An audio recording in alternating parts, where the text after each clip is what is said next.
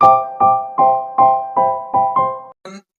ये है मेरा स्टडी ब्लॉग का दूसरा दिन और आज ये सेकंड डे है जो कि मैं रिकॉर्ड करने जा रहा हूँ। मुझे नहीं पता पहली वीडियो कैसी चली पर पूरे 8 व्यूज आए and I am pretty happy that 8 people watched my video. खैर वो सब होती रहेंगी। तो आज मेरे को ना दोपहर में या पूरे दिन में टाइम नहीं मिला पढ़ने का। तो अभी बज रहे हैं रात के 11 11 बज के 19 मिनट। आपको साथ साथ दिखेगा भी नहीं। 11 बज के 19 मिनट हो रहा है और अभी जा रहा हूँ पढ़ने। कम से कम 1 2 बजे रात तक तो पढ़ना पड़ेगा भाई, क्योंकि ये तो सीए है। अगर सीए में पढ़ाई नहीं करेंगे तो क्लियर कैसे होगा एग्जाम। तो इस वजह से चलते हैं फिर अपने स्टडी टेबल की तरफ। आज की मेरी टू लिस्ट ये रही। तो आज मुझे कैश बुक का रिवीजन करना है अकाउंट्स में, और बिजनेस इकोनॉमिक्स में मेरे को सभी कॉन्सेप्ट रिवाइज करने हैं, और बिजनेस लॉ का लेक्चर शुरू करूंगा और राइटिंग प्रैक्टिस करनी है लॉ में। तो चलिए शुरू करते हैं। अभी तो अकाउंट्स की बुक खोल के बैठा था मैं, तो चलिए निकाल के शुरू करते हैं। तो चलिए स्टडी करते हैं फिर। अपना पहला वाला टास्क कंप्लीट करते हैं जिसमें कि मुझे अकाउंट्स को रिवीजन करना है। तो फटाफट से अकाउंट्स रिवीजन करते हैं। कैश बुक में मेरे को एक ही जगह दिक्कत होती है। जब वो डबल कॉलम वाली कैश बुक बनाते हैं तो उसमें बैंक और कैश की जो एंट्री होती है ना, तो मैं कभी कभी कंफ्यूज रहता हूँ कि कौन सा में टू बैंक लिखना है, कौन सा में बाई बैंक लिखना है। तो उसी में कंफ्यूज रहता हूँ। क्या आप लोग भी कैश बुक में थोड़ा बहुत कंफ्यूज रहते हैं? तो कमेंट करके जरूर बताइएगा। कैशबुक बनाना बहुत आसान लगता है मेरे को, क्योंकि इसमें डायरेक्ट जो रिसीट होती है उसको डेबिट साइड लिखना होता है और जो पेमेंट्स होती हैं उसको क्रेडिट साइड लिखना होता है। तो इसमें ज़्यादा कुछ कंफ्यूजन नहीं होता है, पर कुछ एंट्रीज होती हैं कैशबुक में जो कि कंफ्यूजिंग होती हैं, जैसे कि मैंने बताया कि बैंक वाली होती हैं। बाकी वैसे कैशबुक एक बहुत आसान चैप्टर है और स्कोरिंग चैप्टर भी है। इससे क्वेश्चन आते हैं, मेरे को लग रहा है 4 मार्क्स के आते हैं क्वेश्चन सी फाउंडेशन में।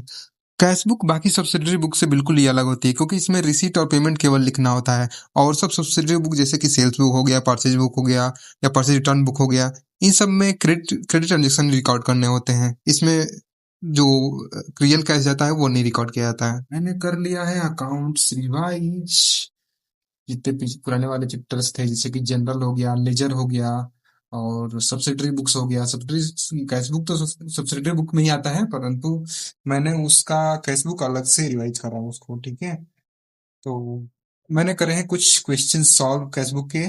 तो चलिए आपको दिखाता हूँ कैसे मैंने सॉल्व करा है कैश बुक का क्वेश्चन। तो पहला जब क्वेश्चन में कर रहा था तो ऐसा हो गया, मतलब कि बीच में ही गलत हो गया यार। तो इस क्वेश्चन को मैंने इधर ऐसे सॉल्व करा। तो टैली होने में थोड़ा सा दिक्कत हुआ, परंतु हो गया at the end of the day, हो गया। ये भी क्वेश्चन करा और ये देखो, ये वाला क्वेश्चन करा, ये वाला क्वेश्चन करा और ये वाला क्वेश्चन करा।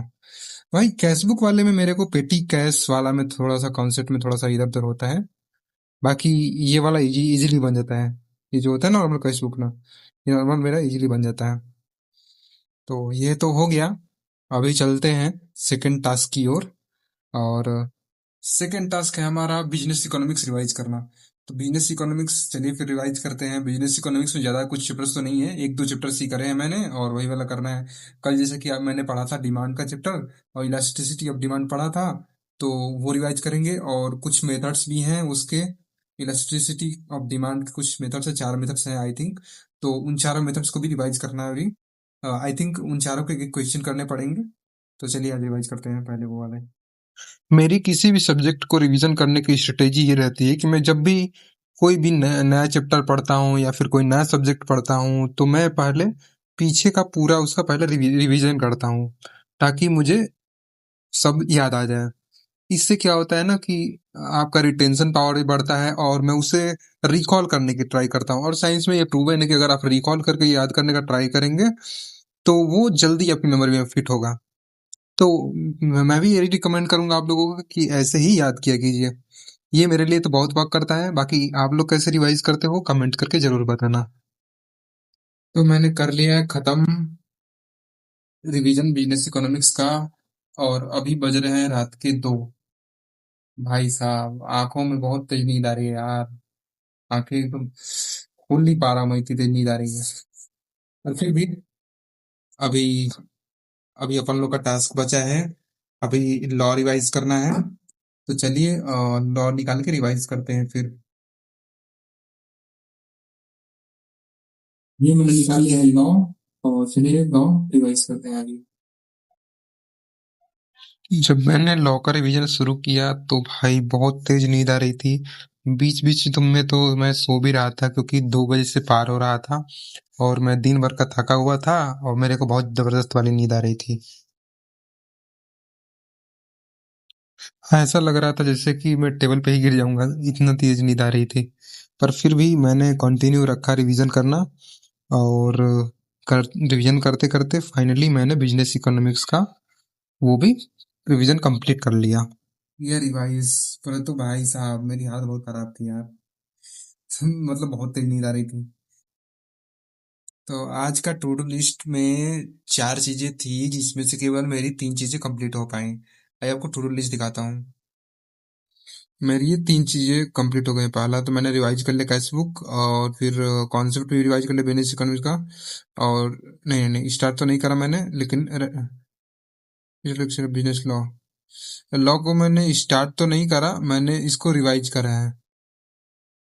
स्टार्ट नहीं कर पाया मैं क्योंकि बहुत नींद आ रही थी और ये भी नहीं हो पाया। ये भी नहीं हो पाया, मतलब केवल मैंने यार 2 किए हैं आज। यार इतनी नींद आ रही है यार, कैसे कर पाएंगे।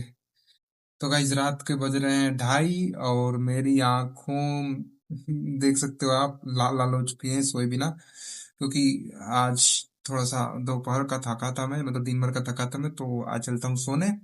मिलता हूँ आपसे नेक्स्ट व्लॉग में। तब तक के लिए बाय।